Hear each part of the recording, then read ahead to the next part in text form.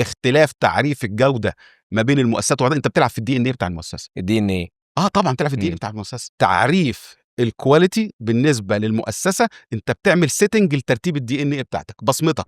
اللي خلى الجماعه المصريين الحضاره المصريه موجوده ليه لحد النهارده؟ لانهم عرفوا الكواليتي صح. عرفوا الكواليتي اللي هي الكاستمر ديلايت، اللي هو ابهار العميل، اللي هي ما بين قوسين الواو زائد القواعد العلميه اللي تسبورت في الابهار بتاعهم للعملاء. فدايما اساتذتنا يقول ايه، انت كراجل بتاع كواليتي او بتاع بيزنس. حلو. هو مين قال ان ادوات الجوده حكر على بتوع الكواليتي بس؟ مين اللي قال كده؟ بالعكس، انت عندك زي ما انا قلت لك في الكواليتي، يعني اساتذتنا علمونا لا، الكواليتي بتطبقها في حياتك انت الشخصيه الاول، في البيزنس، وفي اخر حاجه في الكواليتي كنترول بتاعتك. انت حددت الريسك، هتتعامل معاه ازاي؟ هلغيه، هتقبله. انت حددت الريسك. الله عليك، ماشي، شكرا. اهلا بحضراتكم في اركيدتو جنب بودكاست. اركيدتو جنب بودكاست هدفه ان احنا نوصل خبره المهندسين الطلاب وحديث التخرج بخبره سينيور ليدرز موجودين في المجال الصناعي في مصر والعالم العربي. معانا النهارده مهندس احمد حسين، خبره 20 سنه في مجال الجوده، ماجستير في اداره الجوده، سيرتيفايد بلاك بيلت، بالاضافه ان هو شغال اوديتور في مجال سلامه الغذاء، وكذلك اوديتور على جميع انظمه الجوده تقريبا. اهلا بحضرتك. اهلا بحضرتك يا هندسه. اهلا وسهلا يا باشمهندس تامر. يعني حابين برضو حضرتك تعرف نفسك باستفاضه اكتر للزملاء المشاهدين. لا والله، هو يعني انا يعني كتير الوصف اللي انت عملته دوت يعني تمام، انا كده تمام. عاوني تاني. الناس بتوع كده تمام تمام. بالجوده تقريبا. والله القاب كتير، يعني في ناس يعني قال لك ده فيلسوف الجوده، في ناس قال لك ده الراوي بتاع الجوده، في ناس تقول لك المفسر بتاع الجوده.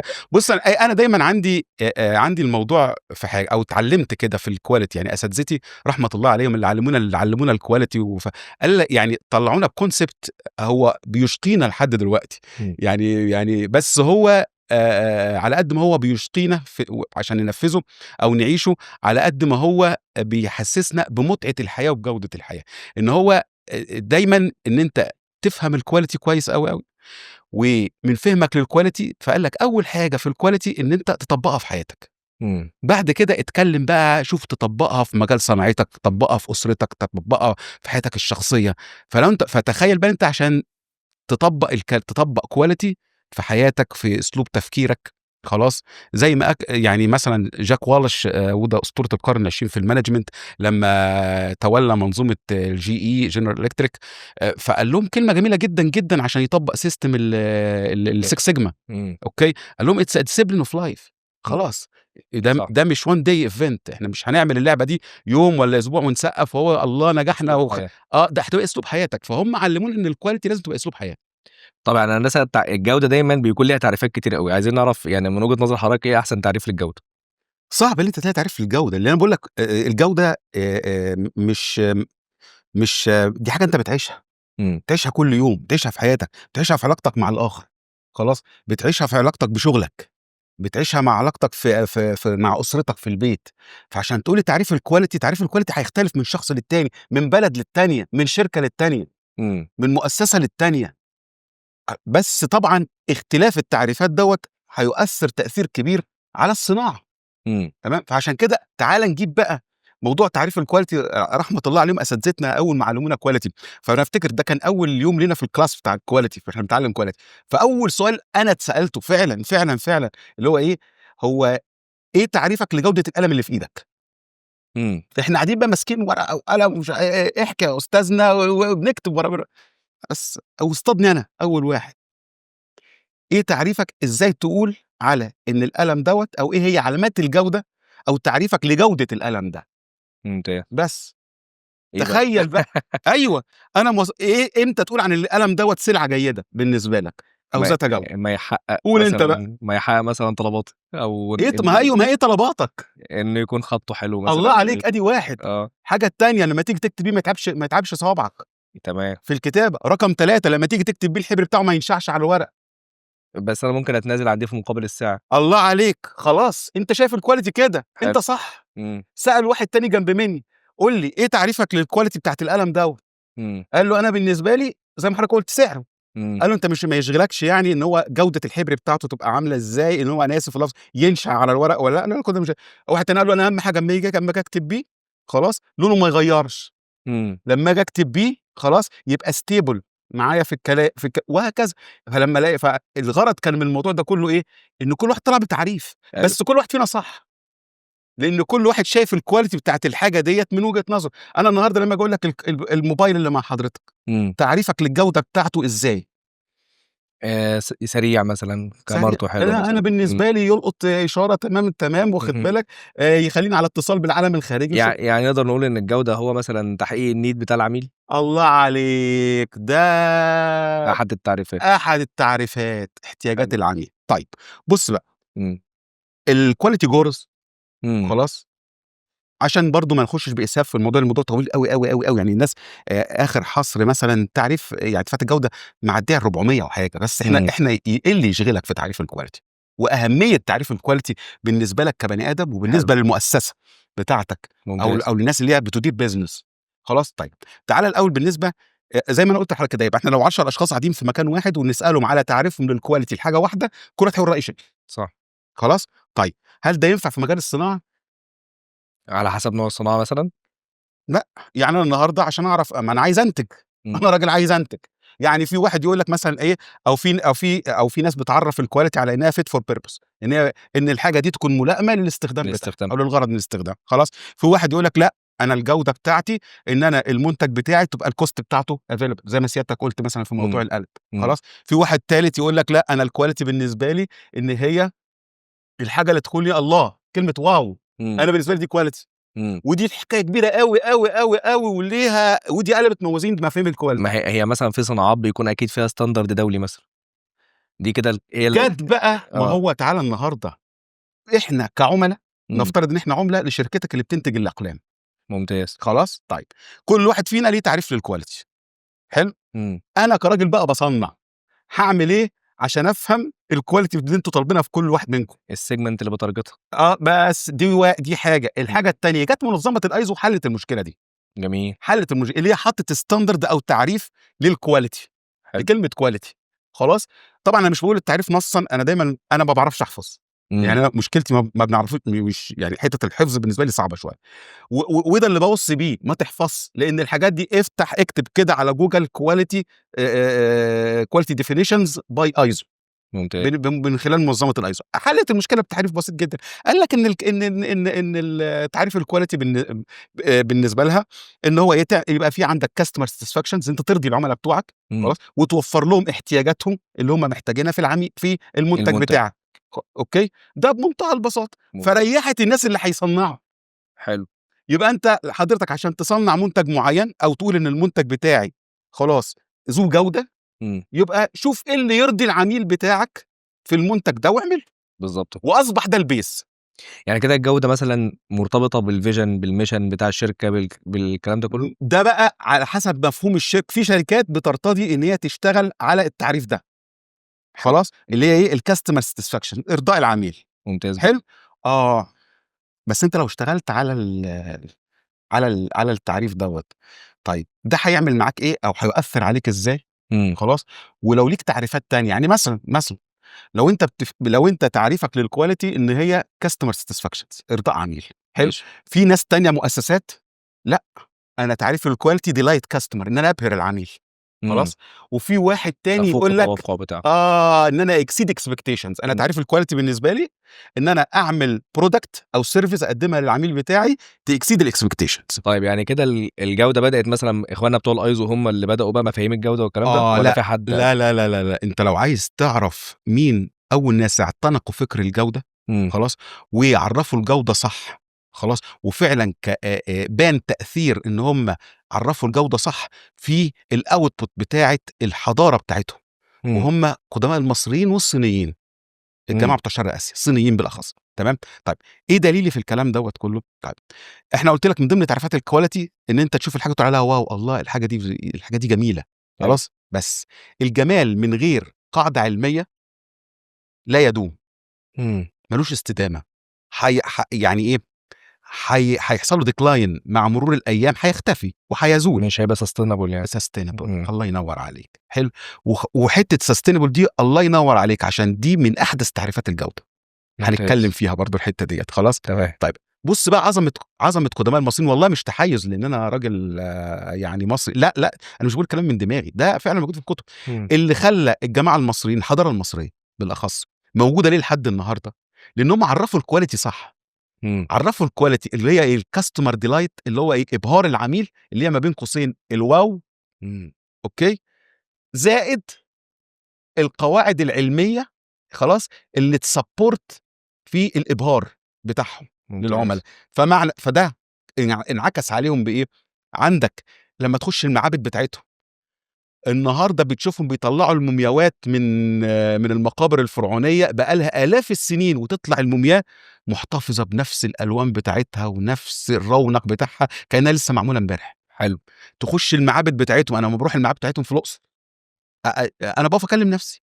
إيه الألوان وجمال الألوان، وإيه الحكايات الجداريات اللي معمولة دي كلّها، وإيه الشياكة بتاعة الألوان وتناسق الألوان وتداخلها واستدامتها.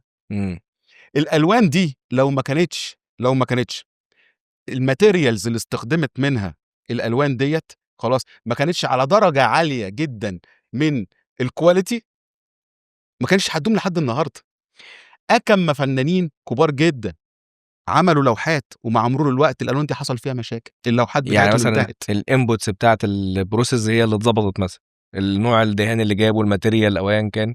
هاقول لحضرتك، هو الأساس اللي اختار عليه اللون دوّة، حلو، ممتاز. الorigin بتاعه، الأصل بتاعه جاي منين، حلو، وكمان طريقة الاستخدام، أوكي، وكمان مش بس كده، إمتى أستخدم اللون ده اللي مستخلص من الحاجة دي، أستخدمه مع إيه؟ هل أستخدمه لمّا آجي أرسم جدارية على جدران؟ يعني آسف هاستخدمه مثلًا مع حوائط وإمتى أستخدم الألوان ده مع المومياوات، مع التوابيت الخشب، إمتى أستخدم الألوان ديّة مع الدهب، حلو. أوكي، فدوّة الحاجات دي مش بس مبنية على الله الحاجة جميلة وفّق دي مع بعض الله أعطيني لون حلو، لأ، من الdesign عشان process. أعمل الsustainability بتاعة الحاجة ديّة زي ما سيادتك تفضّلت وقُلت خلاص، لأ، ده أنا لازم يكون عندي القاعدة العلمية اللي تقول لي خلّي بالك ده هيfit مع الحاجة الفلانية أفضل. يعني الجودة بتبدأ من الdesign. من الdesign بتاعة الproduct، حلو جدًا. من الdesign بتاعه، فده انعكس لحد النهارده أنت بتشوف الحاجة بتاعتهم، لأ، بتقول الله. ممتاز. بس اللي خلاها استدامت كل الفترة ديّة، أوكي، أو قعدت كل الفترة دي بنفس الparameters بتاعة الquality اللي هم عملوها، هي جزئية إن هم إيه، دعّموا حتّة الإبهار أو الجمال بتاع المنتج بتاعهم اللي هو قد يكون في صورة جداريات، قد يكون في صورة مومياوات أنت بتشوفها، حلو، قد يكون بصورة برديات محفوظة لحد النهارده خلاص، قد تكون في صورة أطعمة عشان أنت عارف كان عندهم معتقد الرحيل للعالم الآخر، وإن في عالم آخر هيروحوا هيعيشوا فيه، فكان دايمًا تلاقيهم في المدفن بتاعه موجود عندهم بعض المأكولات والحاجات دي محفوظة لحد النهارده ما فيهاش أي مشاكل، خلاص. طيب نرجع للقرن ال20 وال21. نرجع بقى للقرن ال20 هل وال21 واللي إحنا فيه الجودة النهارده. تختلف من مؤسسة لمؤسسة مثلًا؟ طبعًا دي مش تختلف إيه؟ ده أنت اختلاف تعريف الجودة ما بين المؤسسات وبعدين أنت بتلعب في الDNA بتاع المؤسسة. الDNA. طبعًا بتلعب في الDNA بتاع المؤسسة. أنت عارف يعني إيه المؤسسة بتاعتك يكون عندها تعريف دقيق للquality بالنسبة لها، معناها إن ده هيأثّر على الvision بتاعتها، هيأثّر على الstrategy بتاعتها، هيأثّر بعلاقتها مع العُملا، حلو. هيأثّر على علاقتها بالمنافسين، خلاص، هيأثّر على استمراريتها في المجال بتاعها. فأنت لأ، تعريف الquality بالنسبة للمؤسسة، أنت بتعمل setting لترتيب الDNA بتاعتك، بصمتك. ممتاز. أوكي، طيب مثلًا هل أنت شايف الquality بالنسبة لك إرضاء العميل اللي هو الbase أوكي، والّا شايفها إن هي الcustomer delight إبهار العميل، والّا exceed expectation تفوق توقعات العميل بتاعك؟ كل حاجة من دول ليها تأثير، على سبيل المثال تمام، طيب لمّا تويوتا عرّفت الquality بالنسبة لها اللي هي إن الproduct بتاعي يبقى reliable أوكي، وإن أنا يبقى المنتجات بتاعتي zero defect. ممتاز. حلو، طيب ده معناه إن أنا هاشتغل على حاجتين، ده معناها إن أنا هاشتغل على حاجتين، الsustainability أوكي، والoperational excellence. والefficiency بتاعة العمليات بتاعتي. التميز التشغيلي. الله عليك. شفت بقى فرقت ازاي؟ انا الاستراتيجي بتاعتي هشتغل بيها هتبقى عامله ازاي؟ واخد بال سيادتك؟ يبقى هتفرق معايا في تعريفي للجوده. طيب تعالى بقى المجرمه الثانيه ديزني، وانا بسميهم مجرمين اللي عندهم الكواليتي سكول بتاعتهم. هم عندهم اكاديميه كواليتي في ديزني. ليه؟ هو بالنسبه لهم تعريف الكواليتي خلاص ان انت ازاي تخلق لحظات ساحره للجمهور بتاعك. ده الديزني. ده ديزني. ما هو بيتعامل معاك في حته مش ديلايت، كمان حته انبساط.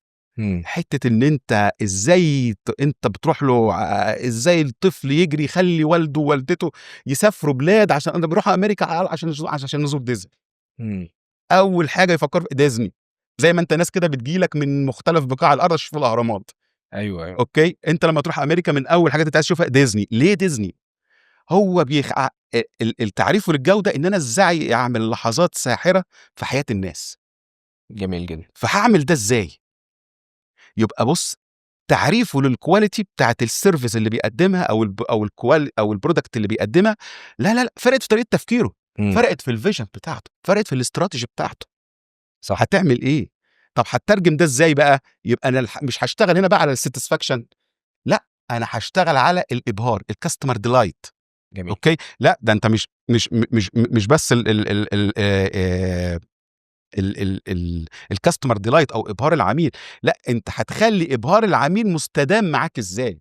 ان هو يسافر معاك، سابك خلاص تمام، بس هيجي لك يكمل معاك ازاي؟ هيجي لك وهيتابعك. والنهارده لما ديزني بتروح تعرض المسرحيات بتاعها او العروض بتاعتها في بلاد تانية، شكرا كومبليت. ليه؟ انت رايح لديزني. طب دي سمعت معاك في ايه بقى؟ حلو. سمعت معاك في ايه؟ خلاص، مش رضا عميل وبس، لا ده لويالتي بتاعت عميل. صح. انت بتخلق قاعده من العملاء عندهم ولاء كبير ليك. يعني هيستحملوك في حاجات كتير من الاخر. انا ليا ولاء لمثلا استاذ عمرو، تمام، مهما عندي ودي بقى تعالى بنقول ان برضو ده تاثير تعريف الكواليتي على ايه؟ على علاقتك بالعميل. هل انت بتشتغل على حته الكاستمر ساتسفاكشن بس؟ انت لو بتشتغل على الكاستمر ساتسفاكشن عارف علاقتك هتبقى ايه بالعميل؟ ايه؟ تخيل. مصلحه. بالظبط، انت بالنسبه له ابروفد سبلاير. وما ادراك مع الابروفد سبلاير، احنا شغالين في الشركات وعارفين. هو انا النهارده مش عندي لسته بالابروفد سبلايرز؟ يعني لو لقاك النهارده قصرت معاه في حاجه، شكرا هيروح لغيرك. فمن الخطر قوي ان انت تلعب، ان انت لسه بتلعب على الحته دي ارضاء عميل، ولا انت بتشتغل في حته تانية اللي هي مثلا بتضيف فاليو معينه للبرودكت بتاعك. فانت الفاليو دي هتضيفها من خلال انوفيشنز، ابتكار. ايوه. فانت بتخلق لنفسك مش بس لويالتي للعميل، ده انت بتخلق لنفسك سيجمنت من العملاء، ولويالتي للعملاء بتوعك، وكاستمر جيرني وكاستمر اكسبيرينس ممتازه مع العملاء بتوعك. خلاص، فاديك شفت تعريف الكواليتي فرق معاك في علاقتك مع العملاء، في الفيجن بتاعتك هتبقى عامله ازاي. خلاص، طب الاستراتيجي بتاعتك عشان توصل للفيجن ديت. اوكي، ايه طرق؟ طب هل ليها تاثير مع المنافسين؟ تعريفك للجوده يفرق مع المنافسين، يفرق كتير. خلاص، لو انت لسه بتلعب الكواليتي على اساس ان هي كاستمر ساتسفاكشن، ارضاء عميل بس، فانت هتفضل طول عمرك مع المنافسين بتوعك بتلعب على ايه؟ على السعر. صح. بس ما انت عايز ترضي العميل، اللي بيرضي العميل في السوق السعر. خلاص، ونهينا الموضوع على كده. ادي ارضاء ادي لو انت بتشتغل الحته الصغيره دي. وخلي بالك لما تيجي تدرس كانو موديل، هتعرف ان الساتسفايرز دول او الاتجاه بتاع اللي انت تشتغل على حته الكاستمر ساتسفاكشنز، ده البيزكس. ده البيزكس، والحاجات اللي هو الحاجات اللي هو ساتسفايد بيها النهارده، انا اسف، اللي انت يعني بتعمل له ديلايت النهارده بتبقى ساتسفايد بعدين. خلاص، فانت لو هتفضل تشتغل على جزئيه الساتسفاكشن انت مش هتستمر في السوق. تمام. انت مش هتستمر في السوق. طيب، انما لو انت بقى بتشتغل بقى على ايه؟ الاكسيد الاكسبكتيشنز كمان. انت بقى شغال في حته انت بتضيف فاليو في البرودكت بتاعك، المنافسين بتوعك ما بيعرفوش يحددوا فيه. انت بقى ليك فاليو معينه بتلعب فيها في دماغ العميل بتاعك. خلاص، العميل بتاعك بيدفع عنده، ما هي الفاليو عباره عن ايه يا هندسه؟ اللي هي ايه؟ اللي الكاستمر هيدفع لك فلوس، عنده استعداد يدفع لك فلوس في الفاليو اللي انت بتقدمها له. صح. فبالتالي احنا بنعرف الفاليو ادد اكتيفيتيز من نون فاليو ادد اكتيفيتي. الحاجه الفاليو ادد بالنسبه للعميل الحاجه اللي هيدفع لك عليها فلوس، ويلنج ان هو يدفع لك عليها فلوس، عنده استعداد يدفع لك فيها فلوس. فتخيل بقى ان انت العميل هيدفع فلوس، هو عارف ان انت منتجك شاحح في السوق، بس انت عشان بتقدم له فاليو معينه. انت كوبايه البن اللي بتقدمها لي في ستاربكس ما بلاش في العالم كله، ما بلاش في العالم كله، خلاص هدفع لك فيها الفلوس وهستناك لما تجيبها. انا بقى كان انا تحت البيت عندي بالمناسبه احد محلات البن، جميل. وانا مهووس بالبن. فمثلا اعدي الاقي ريحه البن، يا نهار اسود، مع ان انا لسه شايف اجيب تاني. انت بتلعب معاه في فاليو معينه، خلاص. لما بتروح تلاقي بتخش على محلات الاكل وكده، تلاقي اللي بيعمل لك العروض بتاعت الملوخيه والريحه بتاعتها أيوه. وكده وبتاع، هو بيلعب معاك في فاليو في حته معينه، انت هتروح له عشانها، خلي بالك. فانت بتشتغل مع المنافسين، مجرد ما اختلف تفسيرك وتعريفك للكواليتي فرق معاك في علاقتك مع المنافسين. يعني كاستمر ساتسفاكشن ريسك شويه، ان انت لازم تفضل طول الوقت ريسك، بس تعال نقوله يعني. بس تعال نقوله هو البيزكس بتاع تعريفات الكواليتي، بس له جمهوره. بس خلي بالك انت اللي هو واقف ات ريسك.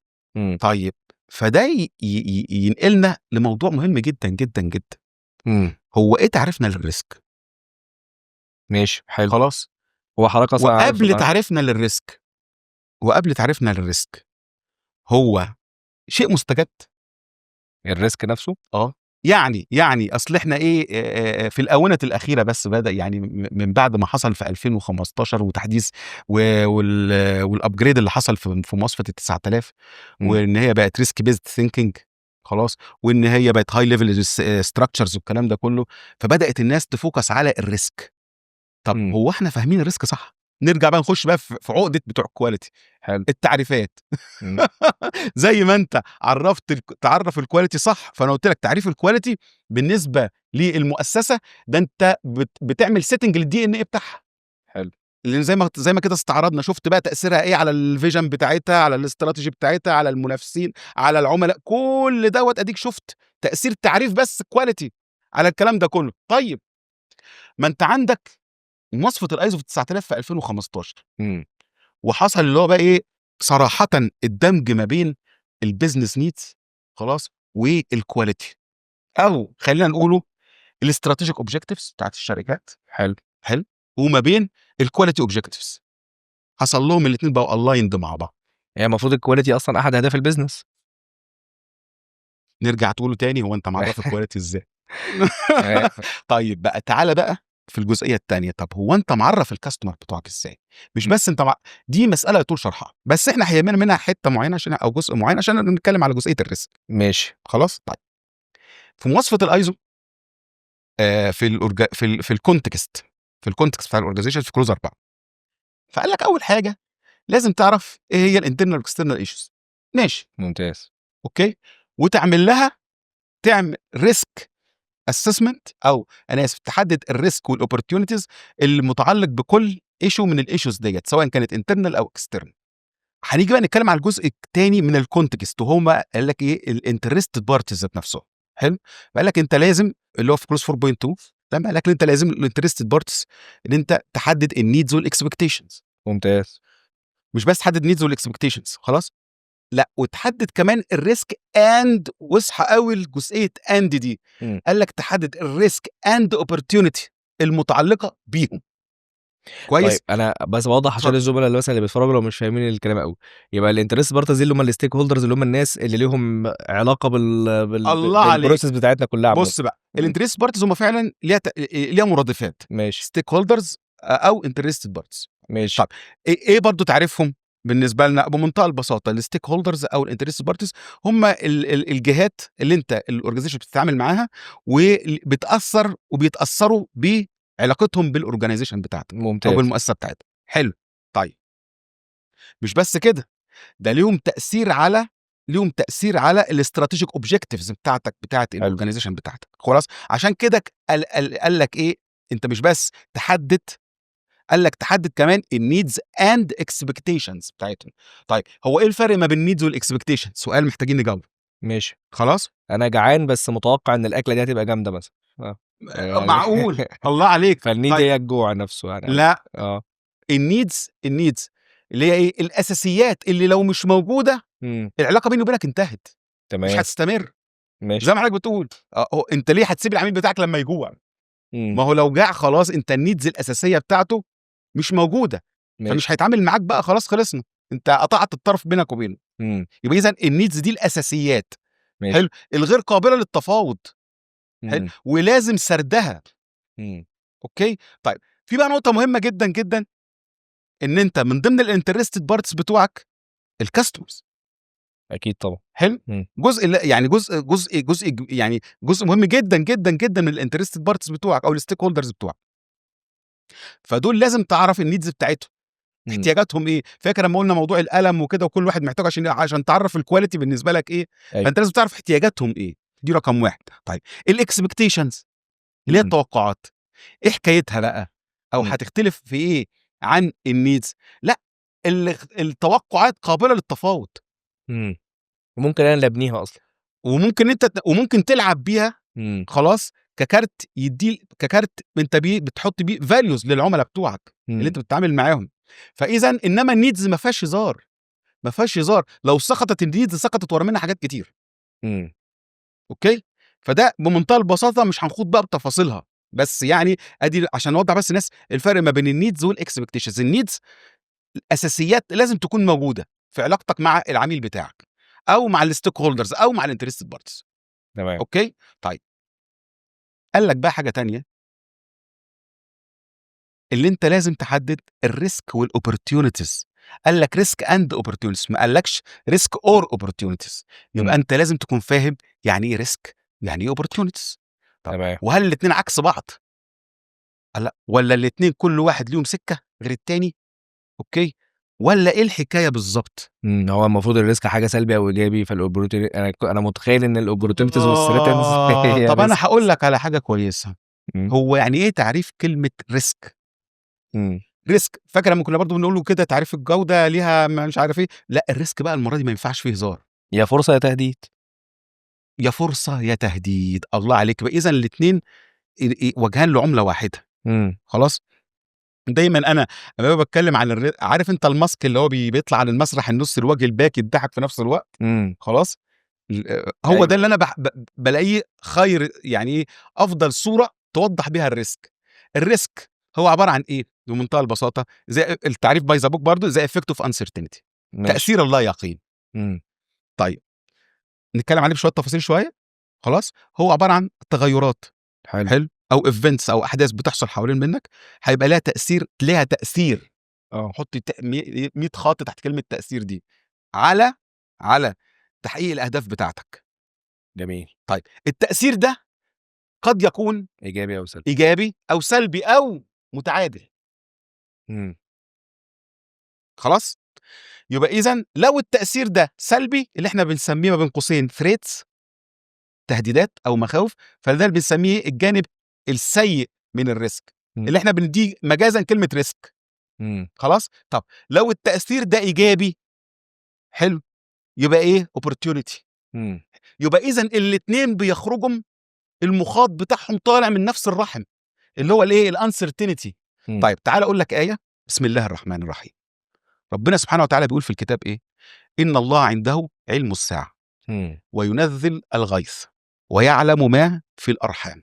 خلاص، وما تدري نفس ماذا تكسب غدا، وما تدري نفس بأي أرض تموت، إن الله عليم خبير. شفت بقى هنا الانسرتينتي، الريسك هنا فين؟ خلاص، انت ما تعرفش في اي وقت هتموت، فالريسك ان انت تبقى ايه؟ ما عملتش اللي عليك، صح، ما اديتش رسالتك في الحياه، ما التزمتش في معاملتك مع الله، هو ده الريسك. الاوبورتيونيتي بقى في الموضوع ايه؟ دايما الاوبورتيونيتي بيتعلق بتحقيق الاهداف. طب انا لو عملت كده، الجنه بقى اللي ربنا وعدها للمتقين بقى. بس ربنا سبحانه وتعالى بيدي لك الايه دي، بيلخص لك فيها مفهوم الانسرتينتي. بيقول لك خلي بالك، انت ما تعرفش هتموت امتى، ما تعرفش اي ارض هتلمك، تمام، ما تعرفش مين هيوصلك. خلاص، بس مطلوب منك تجري وتجاهد في الدنيا. تسعة. خلاص، النتيجه مش بتاعتك، الافكت مش بتاعك، حلو، مالكش فيه. طيب احنا بنقيس الريسك ازاي يا هندسه؟ بادوات مثلا زي الفيمياء او كده؟ بص بقى، قياس الريسك. حلو. بس قبل ما نقيس الريسك ممكن اتكلم معاك شويه في حته الاوبورتيونيتي. ليه؟ ليه هقول لك. ماشي.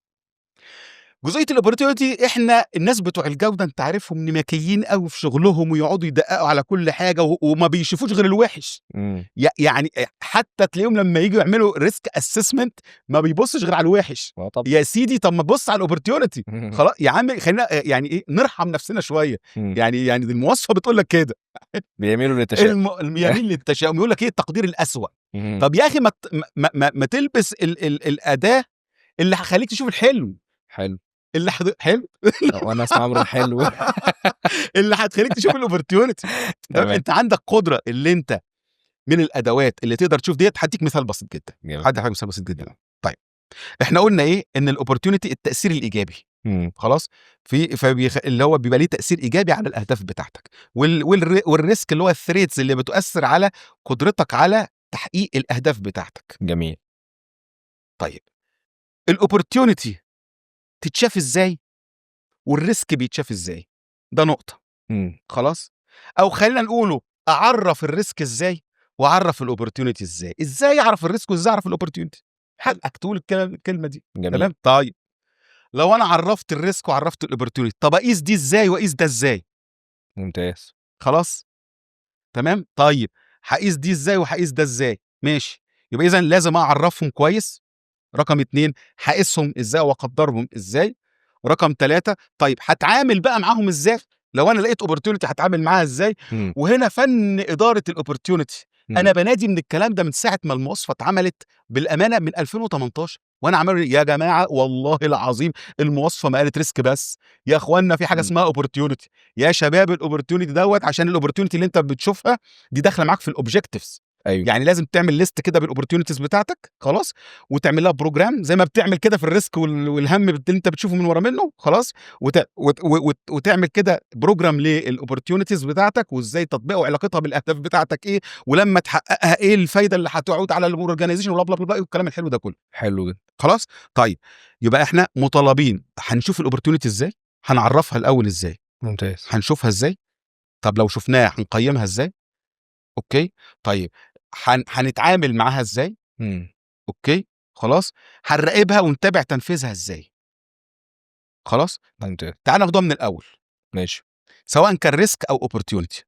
ماشي. اللي احنا قلنا الاثنين طالما في انسرتينتي. خلاص. فاحنا محتاجين في الانسرتينتي دي نشوف اولا هنعرف هنقدر نشوف الاوبورتيونيتي والريسك ازاي.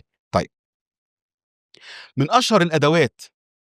خلاص. الريسك اولا خلي بالك احنا كان الاول مفهومنا عن الريسك هم الجماعه بتوع السيفتي اللي موجودين في الشركه عندك. هم دول الناس يا عيني اللي مفرومين اللي كل شويه عندهم يعملوا ريسك اسسمنت. خلاص. ويقعدوا مع نفسهم كده يقعدوا يعملوا ريسك اسسمنت الخاصه بالمخاطر اللي هي شغاله وفي عليهم لسته معينه تشيك ليست فيها انواع المخاطر ويشوفوها موجوده في انهي وخلاص على كده. الجماعه الجماعه اللي بيشتغلوا في الفود. حلو. طيب بيعرفوا الريسك بيقدروا يشوفوا الريسك ازاي؟ بيستخدموا اداه زي الهسب.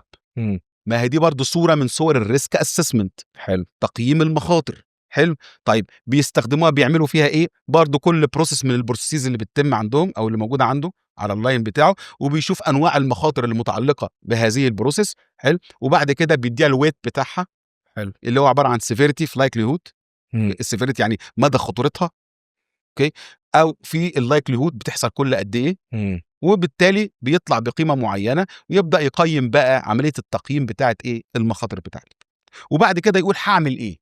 حلو. لما يطلع لي نوع من ايه المخاطر دي. طيب في الصناعات الاخرى بيستخدموا الفيميا الفيلير موديل اند افكتيف اناليسيس. تمام. بس حصل التعديل. احنا كل ده بنتكلم فين؟ في ازاي اعرف الريسك. بالظبط. خلاص.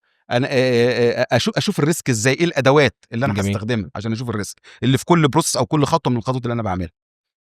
ماشي. طيب فانت عمال كل الادوات دي بتساعدك زي الفيميا زي ما قلنا. بس عشان نطلع من الحته دي بس عايز اوضح بس جزئيه بس بسيطه ان 2019 حصلت تغيير تام في مفهوم الفيميا وطريقه والسيكونس بتاعها.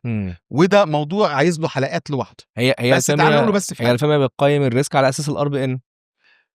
الله عليك. بس تعالى بقى في تريكه كده مظبوط، وده الابداع اللي حصل في 2019. حلو. اللي هو ايه؟ طيب انت في الفيمياء بتقول ايه؟ السيفيريتي اللي هي خطوره المتعلقه بالعمليه ديت، زي بتضربه في اللايكليهود اللي هو ايه بيحصل كل قد ايه، معدل الحدوث. تمام. معدل حدوثه في الديتكشن. ماشي. طيب قال لك في صناعه زي صناعه السيارات، حلو، لو الحاجه السيفيريتي بتاعتها عاليه، خطورتها عاليه، يعني تيجي تحط فرامل ما تمسكش معاك. جميل. اوكي، دي خطورتها عاليه جدا، ده انت هتموت بني ادمين. اوكي ماشي، واحتمال تحصل. اوكي، بس لو بس ممكن يكون الديتكشن بتاعها واخد بالك موجود وكل حاجه. ما انت بتحسن في الديتكشن او في الاوكيرنس بس. فانت هتعمل ايه في الحاله ديت؟ فهيطلع لك في الحاله دي الار بي ان حاصل ضربهم واخد بالك ضعيف.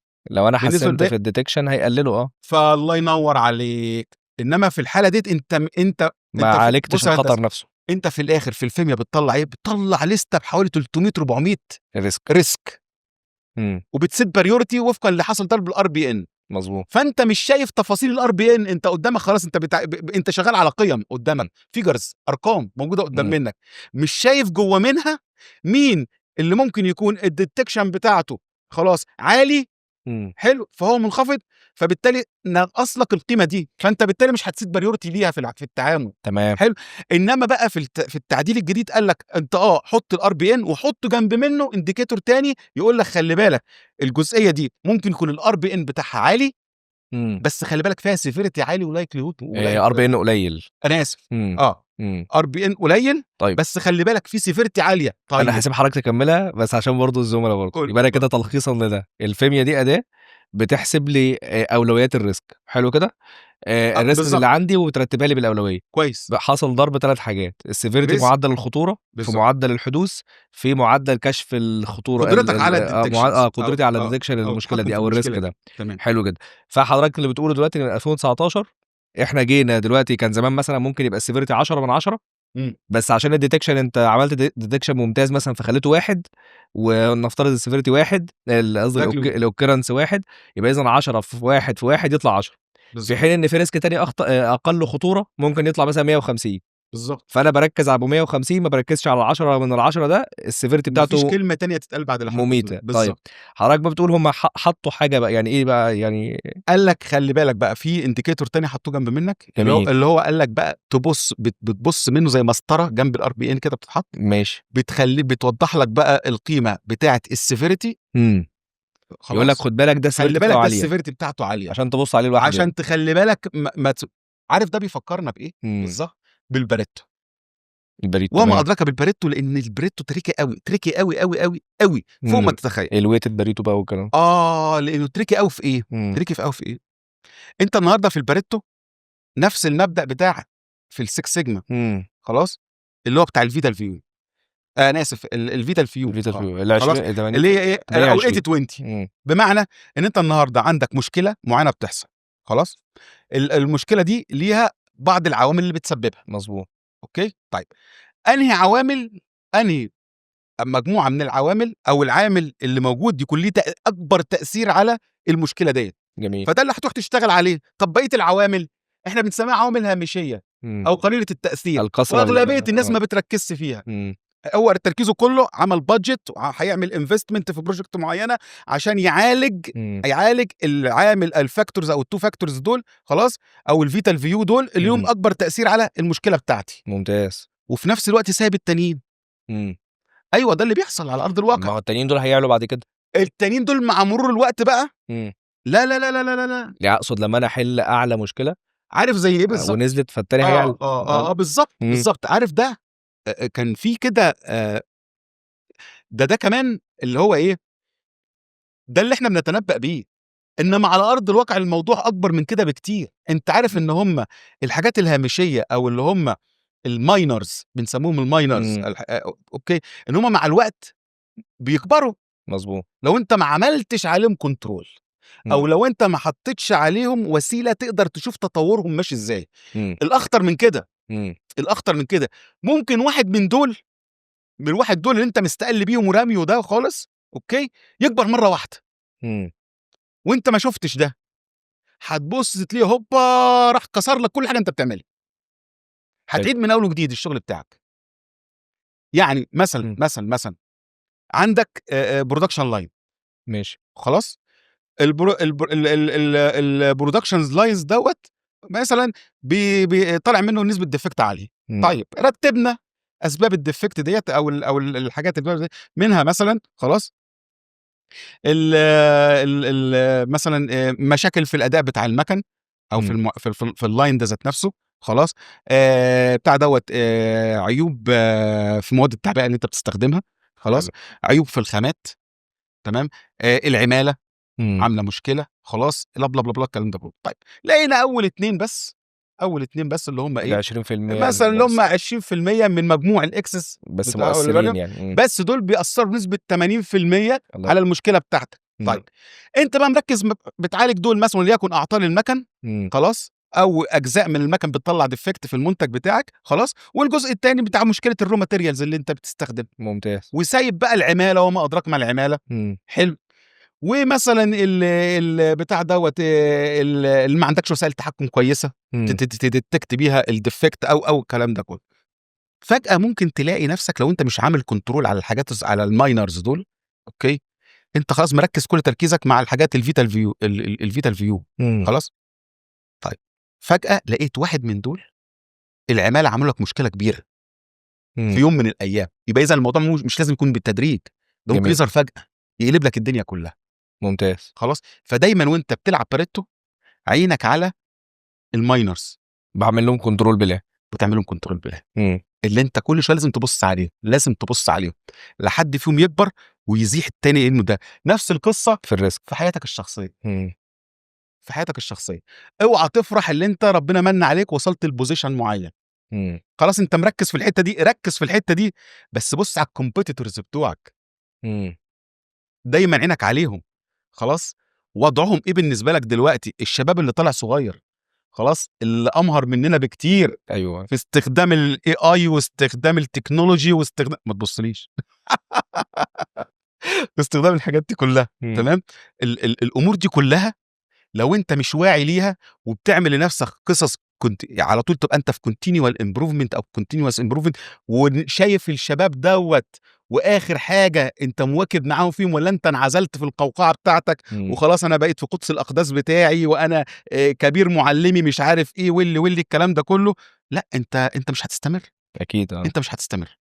خلاص. طيب نرجع بقى لمرجوعنا لموضوع الريسك. خلاص. طيب يبقى اذا التولز بتختلف باختلاف الايه، نوع الصناعه. اضرب لك برضو مثال تاني.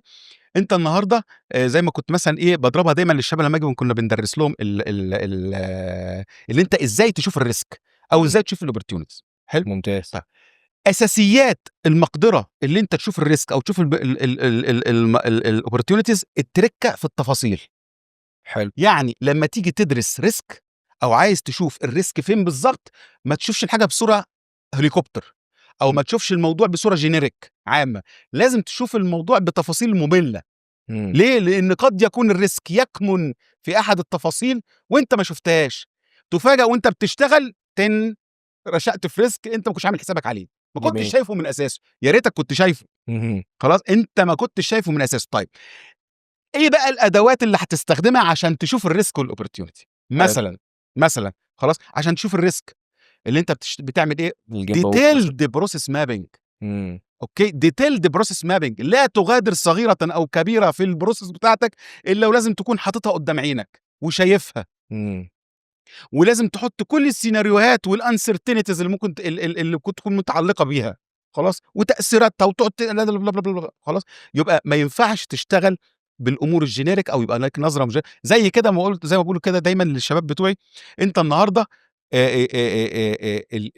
لما تيجي تبص على ان احنا عشان الناس بتوع فود وكده، فدايما عندنا هوس بحته الميكروبولوجي. فانا النهارده لو عايز اشوف مثلا بكتيريا او فطريات او بستخدم ميكروسكوب عشان اشوف. حلو. طب لو عشان اشوف اجرام سماويه هعمل ايه؟ تلسكوب. يبقى اذا هو انا عايز اشوف ايه؟ وروح البس النضاره اللي هتخليك تشوف الحاجه ديت. نفس القصه لما تيجي تشوف الريسك والاوبورتيونيتي. الريسك بشوفه باستخدام الديتيلد بروسيس مابينج. وهو على فكره، هو انت لما تيجي تعمل فيمياء، الانبوت بتاع الفيمياء ايه؟ حاجه زي البي دي بي سي مثلا او الفلوت شارت او خلافه. بس ما تقولش فلوت شارت بقى، لان اسمها ديتيلد بروسيس مابنج. مفهوم. يبقى انت لو ما عندكش دي هتلاقي ايه الخطوات بتاعت البروسيس ممكن تجلي منك واحده او اتنين. ما الواحده او اتنين اللي جلوا منك دول او اللي هربوا منك ما شفتهمش، ممكن يكون فيهم ريسك عالي صح او اوبورتيونيتي كويس. ممتاز. اوكي طيب تعال على الجانب الاخر. انا بقول لك كمان، انا رايي الشخصي ده، في ناس بتشوف الريسك او بتعرف الريسك او تقدر تشوفه بان هي قاعده مع حد اكسبرت في المجال ويعملوا برين ستورمنج معاه.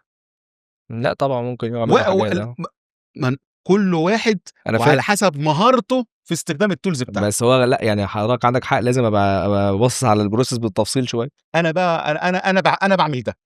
انا بعمل، الناس بتقول عليا انت غلس وايه الفيلم طالع لنا ب 400 اطلع ب 400. ولما يبقى الدنيا كلها شايفينها احسن ما نفاجئ واحنا ماشيين نلاقي حاجه طلعت. ده كده برضه يفتح لنا حته مهمه يعني. يبقى اذا اللي بيشتغل مثلا في الكواليتي او في وظائف معينه اللي هي بتاعه الريسك كده له مواصفات معينه بقى. طب وهو الريسك ده مربوط بالكواليتي بس؟ انا فاهم يعني، انا اقصد ان الشخص اللي بيعمل الريسك اسسمنت ده بقى، او سواء بقى في الكواليتي سيفتي او ايا كان، أيوة. لازم يبقى شخص يعني بيهتم بالتفاصيل، لازم يكون شخص عنده اولا يعرف ايه هي الادوات اللي بيستخدمها. فدايما اساتذتنا يقول ايه، انت كراجل بتاع كواليتي او بتاع بيزنس، حلو. هو مين قال ان ادوات الجوده حكر على بتوع الكواليتي بس؟ مين اللي قال كده؟ بالعكس، انت عندك زي ما انا قلت لك في الكواليتي، يعني اساتذتنا علمونا لا، الكواليتي بتطبقها في حياتك انت الشخصيه الاول، في البيزنس، وفي اخر حاجه في الكواليتي كنترول بتاعتك. حلو. طب في البيزنس حاجه زي الفلوت شارت. الفلوت شارت اديك بتقول لو حضرتك مثلا ايه، انا بستخدمه كراجل بتاع كواليتي، هل بتاع البيزنس ما يستخدمش الفلوت شارت؟ ينفع يستخدمه فين؟ بيعمل بيه حاجه اسمها سويم لانس. ما هو ده نوع من انواع هاي ليفل فلوت شارت. الله عليك. خلاص، بس ده بيوضح لك ايه مين بيعمل ايه. فلو الراجل بتاع الاتش ار ما بيعرفش عنده انهي اداره الناس اللي فيها بتعمل ايه، هو عنده مشكله. خلاص، لو هو مش شايف انهي اداره عليها لود عالي في التاسكس اللي بتعملها، خلاص، وانهي ادارات تانية ممكن نختزل العمليات اللي بتعملها عشان نقلل الضغط عليهم في الشغل او الكلام ده كله. يبقى اذا لو الراجل بتاع البيزنس بتاع الماركتنج وبتاع السيلز ما درسش باريتو كويس، هيعرف هو فين من الكومبيتيتورز ازاي. جميل.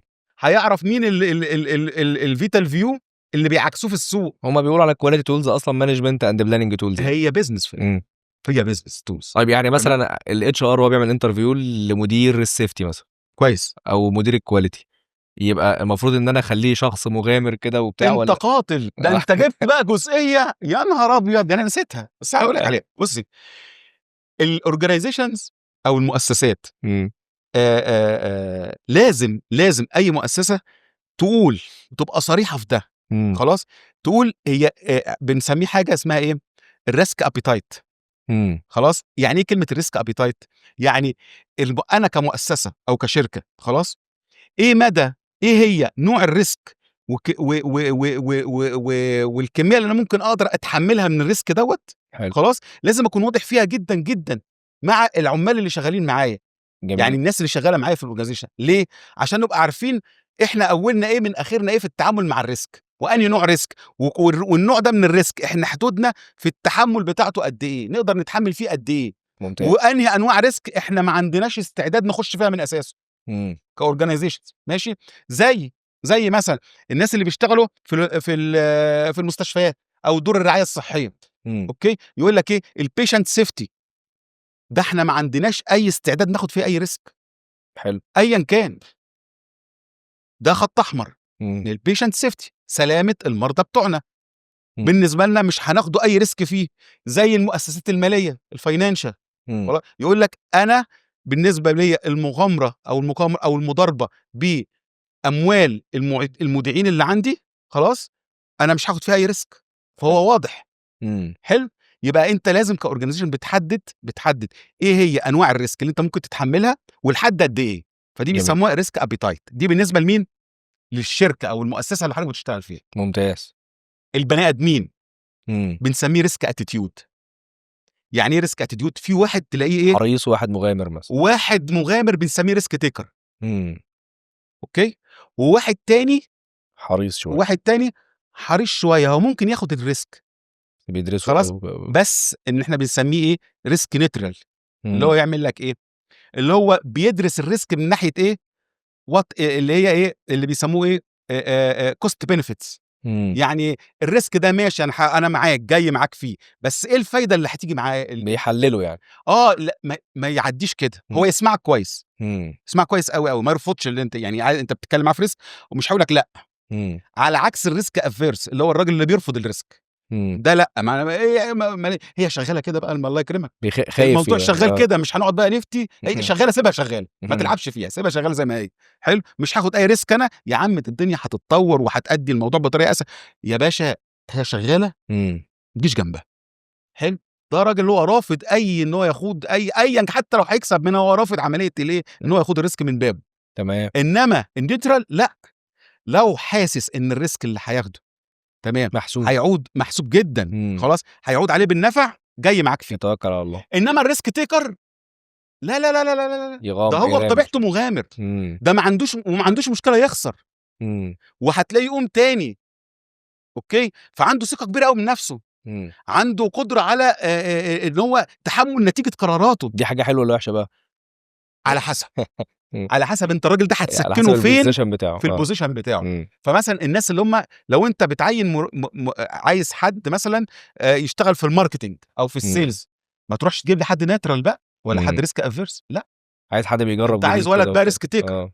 في ديل كويسه جايه وهناخدوه، يعني هنخش في الحته دي، يلا بينا. لكن ما احطوش في السيفتي مثلا، انما ما تحطوش في السيفتي، تبقى نصيبه سودا. ما تحطوش في الفاينانس، هيغامر بينا كلنا. ده شكرا ما تحطوش في الفاينانس، يمسك يأثر لك مثلا على الكاش بتاع الشركه، او يأثر لك على الوضع المالي بتاعك، لا. جميل. ما تحطوش في الكواليتي اشورنس. طيب كده احنا ايه يعني، الجزء بتاع الريسك الحمد لله وضح لنا قوي. حضرتك كنت قلت لي حاجه قبل الحلقه، قبل التصوير، برضه عايزين نتكلم فيها شويه. اتفضل. الكواليتي دايمنشنز والبيزنس دايمنشنز. طيب، في حاجه اسمها الكواليتي دايمنشنز. ممتاز. اوكي، طيب دي ايه علاقتها يعني دايما الناس اللي بتشتغل في البرودكت ديزاين، خلاص، في بعض الجوانب خاصه بالكواليتي اللي لازم تبقى موجوده في البرودكت بتاعها. ممتاز. او في السيرفيس بتاعتهم. خلاص، طيب هم 8 ابعاد، مش عايز اخوض في تفاصيلهم، بس المشكله اللي الناس بتقع فيها، وده ريسك اللي الناس بتقع فيه، ان هو البرودكت ديزاين او اللي بيعمل ديزاين البرودكت بيقعد يركز على الحته دي، على بعد من ال8 مثلا، على ان هو يشتغل يحاول يخلي لك البرودكت بتاعه او السيرفيس بتاعته بيتوفر فيها ال8 دول. انما في حاجه اسمها تانية على الجانب الاخر، ما انت لازم تعدل الميزان بتاعك. انت هتحط الكواليتي دايمنشنز، حط جنب منهم البيزنس دايمنشنز. ممتاز. خلاص، فانت زي ما انت بتقول مثلا عايز المنتج بتاعه يكون له دورابيلتي عاليه، ريلايبل، يكون بيستسفاي الكاستمر بتاعك، بلا بلا بلا بلا. ما افتح اي كتاب هتلاقيه، هي على جوجل. خلاص على جوجل، تمام. طب البيزنس بقى بيقول لك عايز ايه يا عم من المنتج اللي انت هتعمله ده. خلاص انت وزنت حته الكواليتي في المنتج بتاعك. طب البيزنس بقى، نفترض هل البرودكت اللي انت هتعمله ده البروفيت بتاعه هيبقى كويس بالنسبه لي؟ هل البرودكت دوت لما حاجه اعمل له اوبريشنز او اجي اشغله هيديني الفوليومز اللي انا محتاجها؟ هل هيبقى فيه سهوله في البروسيسز اللي هو هتصنع المنتج ده؟ وهكذا. يبقى اذا دي مهمه جدا جدا، والا انت هيبقى عندك مشاكل كتيره في البرودكت بتاع انت. البرودكت بتاعك هيبقى ات ريسك لو هتركز. ما احنا كشركه برضه، خلينا برضه نتفق على حاجه، البيزنس لما يفتح هو بيفتح عشان يكسب، صح. هو انت بترضي العميل، بس برضه تعالى نبص لايه، للبيزنس طبعا. هو ده اللي بيدفع فلوس في الاخر، يعني هو ده اللي هيقبضنا يعني. فلازم برضه نراعي الجوانب اللي هو محتاجها كبيزنس في المنتج زي ما بنراعي ايه البيزنس. طيب نرجع ليه جزئيه الريسك والاوبورتيونيتيز بتاعتنا برضه في الحته دي برضه.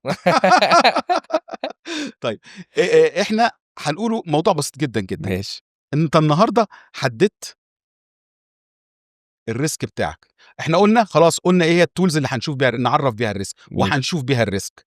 ماشي، احنا قلنا هنعرف الريسك ازاي، ممكن نقعد انا وانت نعمل برين ستورمنج. خلاص، نستخدم بتاع ده البروسيس، ديتيلد بروسيس مابينج. اوكي، نستخدم تولز زي الفيميا او الكلام ده كله. طيب تعالى بقى نقيم الريسك ده. خلاص، في عندك سكتين، خلاص، كوانتيتيف داتا وكواليتيف داتا. حلو. الكواليتيف داتا اللي هي ايه قايمه على الشرح والوصف والاحاسيس ودرجه القبول زي كده اللي احنا زي اللي احنا بنسميها الهيت مابنج، هيت ماتريكس او هيت مابنج، اللي دي عباره عن ايه؟ اللي انت بتقول ايه؟ المستوى الريسك دوت منخفض، أيوه. تمام، متوسط، عالي، شديد الخطوره، وهكذا. حلو. طيب على الجانب الاخر علاقه ما بين اتنين، احنا قلنا ايه؟ السيفيريتي اللي احنا وصفناها دلوقتي، صح، اللايكليهود، يعني ارقام وارقام، لا وصف. احنا بقى في الماتريكس بنحول الوصف دوت لأرقام. لرقم. وده اللي كانت مشكله تعريف الكواليتي عندنا. احنا قلنا ايه؟ الكواليتي تعريفاتها كتير، انما عشان تيجي تصنع لازم تحول التعريف بتاعك لكاركترز بقى. والكاركترز ده تحوله لارقام عشان تقيسه في المنتج. صح. فبالتالي تقدر تشتغل عليه وتحقق الكواليتي بتاعته. نفس القصه في الريسك. انا بقول ايه؟ لا ده الريسك بتاعه منخفض، اديله رقم. طب الريسك بتاعه، السيفيريتي بتاعته عاليه، اديها رقم. حلو. فلما بنضرب الرقم بتاع السيفيريتي في الرقم بتاع اللايكليهود، اوكي، بيديني اللي هو ايه؟ الريسك نمبر بقى، اللي هو ايه؟ الرقم بيعبر لي عن قيمه الريسك دوت. ممتاز. حلو قوي. ده لو انت مش متاح عندك، حقائق وارقام وديتا عن الايه الريسك اللي انت بتشتغل عليه، او انت بتعمل الريسك اسسمنت بتاعك. حلو. طب لو متاح عندك ارقام، بنعمل حاجه اسمها ريسك اكسبوجرز. يعني ايه؟ الريسك دوت لو حصل خلاص هيترجم او هيحصل لي، هيبقى تاثيره ايه ماديا. فخلاص، فبنقول البروبابيلتي خلاص في القيمه بتاعته النقديه. ممتاز. تمام. فمثلا هتقول لي ايه؟ لا قدر الله في احتمال ان حريق يحصل بنسبه 30%. طب لو حصل الحريق دوت هنخسر قد كذا، هنخسر قد كده فلوس. اضرب الاثنين في بعض هيديك مبلغ. ده اللي البيزنس يفهمه. الله ينور عليك يا هندسه. ده اللي دايما تحاول فيه. فهو دايما الصح اللي انت تشتغل هو في كلا الحالتين صح. في كلا الحالتين انت هتعرف توصف حجم المشكله ايه او حجم الريسك ايه. يعني. الله عليك. بس الافضل والادق عشان لغه البيزنس، لو انت متاح معاك ارقام، فتقدر تقول والله ده احتمال حدوث الحاجه ديت. طب الاحتمالات دي من جدول الاحتمالات بقى الكلام ده كله خلاص. وكان في برامج مخصصه لكده الناس بتستخدمها، وخصوصا في الناس اللي بتشتغل في الريسك مانجمنت، في البروجكتس، في البروجكت مانجمنت. عندهم برامج كتيره بتحسب الايه اللعبه دي. خلاص. طيب القصه بقى مش في كده. انت حددت الريسك، هتتعامل معاه ازاي؟ هلغيه، هتقبله. انت هقلله. الله عليك. ماشي، شكرا. ايه؟ طيب بص يا سيدي، هو في الحقيقه ان انت دلوقتي خلاص انت قيمت الريسك بتاعك. طيب بعد ما قيمته واديت له رقم كده، هتعامل معاه ازاي؟ بصراحه وده في مواصفه ال 31000 اللي هي جايد لاينز. دي جايد لاينز بتوضح لك ايه هي التريتمنت، او هتعالج الريسك ازاي، او تتعامل معاه ازاي. حلو. في ناس بيسموها ميتيجيشن، في ناس بيسموها تريتمنت، ايا كان. في الحقيقه ان هي عباره عن ماتريكس بتتعمل. خلاص. الماتريكس ديت زي ما انا هوضحها لحضرتك اهيت. خلاص. عباره عن ماتريكس مكونه من 4 اركان. جميل. او 4 او 4 ايه اجزاء. خلاص. ال4 اجزاء دول عباره عن ايه؟ بيقيس لك اللايكليهود في السيفيريتي. مظبوط كده؟ ده اللي احنا بنقيم بيهم الايه؟ جزئيه والديتكشن ولا ايه؟ لا، احنا في الريسك دلوقتي، احنا مش في الفيمياء. بنتكلم بقى في اللايكليهود وسيفيريتي. ماشي تمام. اللي احنا بنسميها الهيت ماب. ماشي. الهيت ماب بتاعنا. ممتاز. خلاص. فالنهارده هيبقى عندك اللايكليهود اهو. لو اللايكليهود منخفض ولو اللايكليهود عالي، ده معدل الحدوث. اللايكليهود معدل الحدوث او التكراريه بتاعت الحدوث. ممتاز جدا. في ناس بتقول لك عليه الاحتماليه، وناس تقول لك عليه التكراريه. انا واحد من الناس المواصفه ريحت نفسها وقالت لك الاثنين واحد. انا انا على رايي انا الشخصي، بس ما حدش يقول لك الراجل ده بيهبد يعني حتى لو ما حصلش كتير بس محتمل يحصل كتير. في فرق كتير ما بين الاثنين. اكيد. طب فرق السماء والارض. ليه؟ دي ممكن يبقى ايه سايد ديسكشنز كده نقعدوا فيها انا وانت مع بعض نتكلم فيها. بس انا بالنسبه لي لا، اللايكليهود غير البروبابيلتي. هنا ريحوا نفسهم لك الاثنين واحد. ماشي. هنمشي على هذا المبدا. خلاص. اللايكليهود والسيفيرتي يعني حصل ضرب الاثنين في بعض. السيفيرتي هنعمل ايه لو السيفيرتي لو او منخفضه ممتاز او هاي. عاليه مع اللايكليهود المنخفض او العالي. طيب لو عندي اللايكليهود بتاعتي خلاص عاليه والسيفيريتي بتاعتي عاليه، ممتاز. يعني ايه؟ اللايكليهود اكبر قيمه تحصل كتير، المشكله دي بتحصل كتير او الريسك ده بيحصل كتير، وفي نفس الوقت السيفيريتي خطورته عاليه جدا. قال لك ده ما تجيش، ده افويد الميتيجيشن بلان بتاعتك، او افضل اوبشن تستخدمه عشان تتعامل فيه مع الريسك ده. تجنب الريسك ده. يعني ايه؟ نفترض انت مثلا عايز تفتح بيزنس جديد خلاص في بلد ما، او في بلدك انت عادي خلاص، وحصلت تغييرات في القوانين والتشريعات او لا قدر الله قامت ثوره في البلد، قامت مشكله، حصلت مشكله كبيره تتعلق بطبيعه الصناعه بتاعتك خلاص، اهرب، وقف النشاط ده، ما تكملش فيه. طب لو هي بروسس في المصنع نفس القصه. لا بروسس في المصنع احنا دي لو هي بقى السيفيريتي بتاعتها عاليه واللايكليهود عاليه، لا انا هنا هعمل ري انجين. اول حاجه بنفكر فيها كده شويه، دي عشان هنا بنتكلم على السيفتي. اوكي، من ناحيه السيفتي اول حاجه بنعملها نإليمينيت. اوكي، وهنا برضو بنوصي الحل ده، بس هقول لك امتى. خلاص نإليمينيت. جميل. طب الحل الثاني ري انجينيرنج. ما اعرفش الحل الثالث هنعمل ايه بقى؟ هندعي يا رب. اول حاجه بنعمل ايه؟ اليمينيشن للريسك. ما عرفناش فهنعمل ما عرفناش نعمل ري انجينيرنج خلاص. طيب ما عرفناش يبقى ديتكشن بقى. ما عرفناش بنروح بقى لحته اللي هي انا بس مش يعني عشان برضو ايه انا ما بحبش يعني بس انا دايما اخر حاجه بتروح لها اللي هي للاسف اول حل ناس كتير بتعمله اللي هي توفير البي بي ايز بقى وتدريب الناس وتوعيتهم. لا ده المفروض اخر حاجه انت بتروح لها، صح، بعد ما تكون استوفيت كل الحاجات اللي كل الحاجات الاساسيه. طيب نرجع تاني للماتريكس بتاعتنا. ماشي. اوكي، يبقى انت لو لقيت السيفيريتي بتاعه الريسك عالي على البيزنس بتاعك مع اللايكليهود بتاعته عالي، لا تجنب خلاص. وخلي بالك كل دي ريكومنديشنز. ايوه حلو. طيب النهارده لو لقيت ايه السيفيريتي بتاعته قليله بس بتحصل بمعدل كتير، حلو، في الحاله دي تعمل ايه؟ خلاص تشتغل ان انت تقلل من الريسك ده. طب تقلل من الريسك ده عن طريق حاجتين، يا تغير يا تلعب في اللايكليهود بتاعته، تقللها روت كوز اناليسيس بقى أو تقلل في السيفيريتي بتاعته. تمام خلاص، بحيث ان انت بالنسبه لك تبقى ايه اندر كنت تشتغل على الحاجتين دول. ماشي. ده الاسوي بنقلل خلاص من المشاكل او الضرر او الامباكت بتاع الريسك ده عليك. ممتاز جدا. اوكي حلو قوي. طيب النهارده امتى اقبل الريسك؟ عشان ممكن يجي لي من ورا منه اوبورتيونيتي. لو الاثنين، لو السيفيريتي بتاعتك قليله بتاعت الريسك دوت واللايكلود بتاعته قليل، لا انا ممكن ادخل فيه عشان ممكن اجي من ورا منه اوبورتيونيتي كويسه اقدر ايه استفيد منها. جميل. حلو. طيب امتى اشير الريسك؟ يعني ايه اشير الريسك؟ حضرتك داخل عايز تعمل بروجكت معين. حلو. طيب بدل ما انا اخش البروجكت دوت خلاص واحتمال وفي سيفيريتي في الخطوره ان انا ممكن اخسر الفلوس بتاعتي. حلو. يبقى اذا هنا السيفيريتي السيفيريتي بتاع اللايكليهود بتاعتي السيفيريتي بتاعتي هنا عاليه. تمام. اوكي، بس اللايكليهود بتاعته ايه منخفض. ففي الحاله ديت اشير الريسك مع حد، فاروح ادور على واحد تاني ايه شريك ليا يخش معايا بنسبه. حلو. انا المكسب بتاعي هيقل، انا هكسب بس مش المكسب، بس في نفس الوقت اتقيت شر ان انا ايه اخسر الموضوع ايه زي ما بيقولوا ايه بالبلد بتاعنا هتخسر ايه الجلد والسقط زي ما بيقولوا. ايوه مفهوم. نفس القصه الناس ليه بتروح تعمل تامين مع شركات التامين؟ ما هو هنا بيشير الريسك معاه. ايوه خلاص.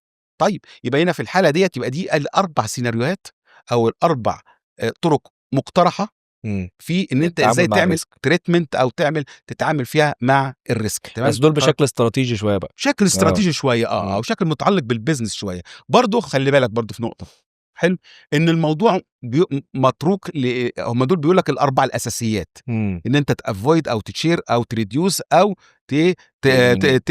تاكسبت الريسك دوت. حلو. نقدر نقول ان احنا الاربع او خمس طرق اللي احنا قلناهم في الميتيجيشنز اللي احنا او طريقه التريتمنت بتاعت الريسك نعالج بيها الريسك بتاعنا. هل دول ثوابت؟ لا مش ثابت. انت ممكن تشتغل تدمج ما بين اتنين وبعض، يعني حاجتين مع بعض. خلاص. ممكن يكون انت عندك طرق اخرى تعالج بيها الريسك اللي انت بتقابله. الديبندس على الوضع بتاعك ايه. ممتاز. لما بصيت في سوره الكهف، فكانت ربنا سبحانه وتعالى انزل في الكتاب في سوره الكهف، فبسم الله الرحمن الرحيم، فانطلق حتى اذا ركب في السفينه خرقها قال اخرقتها لتغرق اهلها لقد جئت شيئا امرا. قال الم اقل انك لن تستطيع معي صبرا قال لا تؤاخذني بما نسيت ولا ترهقني من امري عسرا. فانطلق حتى اذا لقي غلاما فقتله. ادي الكيس الثانيه. يبقى الكيس الاولانيه خرق السفينه، الكيس الثانيه قتل الغلام. تمام. فقتله قال اقتلت نفسا بغير نفس لقد جئت شيئا نكرا. قال الم اقل لك انك لن تستطيع معي صبرا قال ان سالتك عن شيء بعدها فلا تصاحبني قد بلغت من لدني عذرا. فانطلقا حتى اذا اتيا اهل قريه استطعما اهلها فابوا ان يضيفوهما فوجد فيها جدارا يريد ان ينقض فاقامه قال لو شئت اتخذت عليه اجرا قال هذا فراق بيني وبينك سانبئك بتاويل ما لم تستطع عليه صبرا. جميل. اما السفينه فكانت لمساكين يعملون في البحر فأردت أن أعيبها وكان وراءهم ملكا يأخذ كل سفينة غصب. وأما الغلام فكان أبواه مؤمنين فخشينا أن يرهقهما طغيانا وكفرا فأردنا أن يبدلهما ربهما خيرا منه زكاة وأقرب رحما. وأما الجدار فكان لغلامين يتيمين في المدينة وكان تحته كنز لهما وكان أبوهما صالحا فأراد ربك أن يبلغ أشدهما ويستخرج كنزهما رحمة من ربك وما فعلته عن أمري ذلك تأويل ما لم تستطع عليه صبرا. أنا الكلام ده ما عملتوش من إيه؟ من تلقاء نفسي. دي من عند أو بإيحاء من ربنا سبحانه وتعالى. جميل. طيب بغض النظر أنا مش مؤهل أن أفسر آيات. حلو. بس هو أنا شايف الآيات دي تنعكس عندي إزاي كريسك. خلاص، أو طريقة التعامل مع الريسك. طيب تعال نشوف أول كيس اللي هي خرق السفينة. ماشي. طيب فانطلق حتى إذا ركب في السفينة فخرقها قال أخرقتها لتغرق أهلها لقد جئت شيئا إمرا. طب الخطر هنا كان إيه؟ أو الريسك هنا كان إيه؟ إن في ملك ظالم كل ما يشوف سفينة كويسة أو حاجة كويسة ياخدها من الناس. جميل. حلو. طيب الاحتمالية هنا هتبقى عاملة إزاي؟ احتمالية الحدوث كبيرة جدا. لو مش ده ما فيش حاجة واقفة قصاد منه، ده الملك. والملك يملك كل شيء بما فيهم البني آدمين. خلاص، فهياخدها. أيوة. حلو. عشان كده من جمال التعبير اللغوي قال لك ايه؟ فأردت أن أعيبها، مش أدمرها. أعيبها. حلو. طيب يبقى هنا التأثير هنا أولا الإفكت هنا أو التأثير بتاع الريسك ده على الناس إيه؟ هيفقدوا مصدر رزقهم. شديد الخطورة. فده يبقى شديد الخطورة. طيب الميتيجيشن قال لك إيه؟ طبعا هو مش هيقدر يقف في وسط ملك غاشم بالإيه؟ بالجيش بتاعه، بالحرس بتوعه، بالبطانة بتاعته، باللي الكلام ده كله. فعمل إيه؟ قلل الريسك شوية. عاب السفينة. زي ما احنا كده نقول لك إيه؟ إن أنت تريديوس الريسك. تعمل إيه؟ تشتغلي على اللايكليهود أو السيفيرتي، تقلل إيه؟ تقللهم او تقلل واحده منهم. ممتاز. هو ده اللي حصل، عابها. فبالتالي لما هيبص لها الملك لا خلاص مش هاجي لها، وفي نفس الوقت ما دمرهاش عشان برضو يستنفع، بيرجعوا يصلحوها ويشتغلوا ايه بيها تاني. حلو جدا. يبقى ادي كيس يعني انا ما اعرفش الكيسز اللي قلناها بالظبط. خلاص. طيب نيجي في الكيس الثاني اللي قتل الغلام. طيب مشكله بقى الغلام ده مشكله كبيره جدا جدا. قال لك ايه؟ فانطلق حتى اذا لقي غلاما فقتله قال قتلت نفسا بغير ذنب قتلت نفسا زكيه بغير نفس لقد جئت شيئا ايه؟ نكرا. طيب ظاهر الموضوع ان ده فعل كبيره وفعل شنيع واللي الكلام ده كله. طيب نوع الخطر هنا ايه؟ ان الغلام ده لما يكبر هيبقى حد منحرف. خلاص. وهيجيب مشاكل كتيره لابوه والامه. خلاص. وهيؤدي الى ايه؟ انهم يعيشوا حياه شقيه. خلاص. ودول ناس مؤمنين بس طلع من نسلهم الولد ده. طيب الاحتماليه ان ده يحصل ايه؟ والله يعني ربنا عارف ان في علم الغيب صح. بس احتماليه عاليه. كبيره. خلاص. اوكي. طيب تاثيره هيبقى تاثير مؤلم جدا جدا على الاسره بتاعته، واحتمال ان هو يلحق اذى معنوي ومادي بالاب والام. فتعمل له افويد. خلاص. فهنا عمل ايه؟ لا اليمينيشن. اليمينيشن. شيل يا باشا من جدره. خلاص. ده لما هيكبر خلاص هيعمل احلى مشاكل. حلو. اوكي. والاب والام ناس مؤمنه، ما ينفعش يتحطوا في الموقف ده. وما يدفعش يتنعتوا بالنعت ده. تمام. خلاص، فهنا ريسك اليمينيشنز. خلاص، هتقول لي الله، ايوه هو الموقف ده تقديره كده. ممتاز. ده بيدينا رساله ان خلي بالك، هو دي مقترحات للريسك ميتيجيشنز. انت عايز تعمل كومباينيشنز ما بين حاجتين، انت حر. يعني مثلا عايز تشير الريسك مع حد وفي نفس الوقت تريديوس سيفيريتي ولايكلود، اتس اوكي بتاعتك. حلو. انت صاحب القرار في الاخر. هو بيديك توصيات المواصفه، تطبق ايه فيها ما تطبقش فيها، تعملها ازاي تبقى كاستمايزد عليك، انت حر، شوف اللي يناسبك. جميل. خلاص. طيب، حكايه او موضوع بقى. بناء الجدار.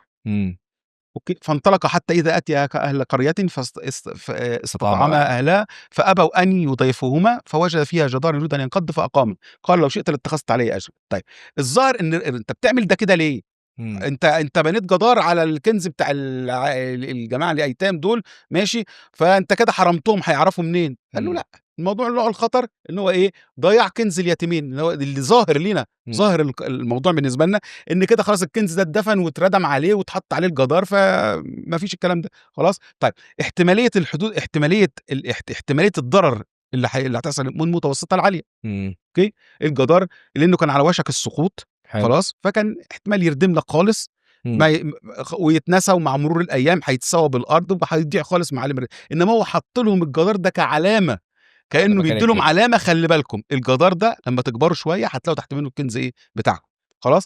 التاثير، لو ما كانش بنى الجدار دوت، كان ميراث اليتيمين دول راح، وكان هيروح لاهل القريه اللي قام دول، كان هم هيروحوا بيه. طيب، هنا طريقه الميتيجيشن، هنا ايه طريقه الميتيجيشن اللي اخدها او اتعامل بيها؟ عمل حاجه اسمها بريفنتيف اكشنز. اهي احنا ما اتكلمناش عنها. خلاص. ايوه. بريفنت ايه الاكشنز اللي انت اخدته؟ هم لسه ما فقدوش الكنز على فكره، بس هو حط لهم العلامه ديت او خد الاجراء دوت كاجراء وقائي عشان ما يفقدوهوش. يبقى اذا علاج وده الفايده، وهنا من اجمل الايات على فكره في علاج الريسك او في التعامل مع الريسك، اللي انت الفايده الكبيره من ان انت تعرف تشوف الريسك وتعرف تحدد قيمته، ان انت تطلع منه بالكنترول بلان. ان احنا هنعمل ايه بقى البريفنتيف اكشنز اللي هناخدها عشان لما الريسك ده ما يحصلش. ايوه. يبقى عشان الكنز بتاعهم ما يضيعش، عمل لهم ايه البريفنتيف اكشنز اللي خدها؟ عمل جدار. شكرا.